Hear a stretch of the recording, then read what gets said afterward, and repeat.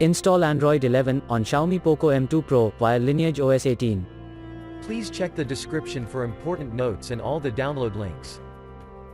First, download ROM and GApps packages, then transfer the downloaded files to the phone storage. Link is in the description below. Step 2. Boot your device into TWRP recovery.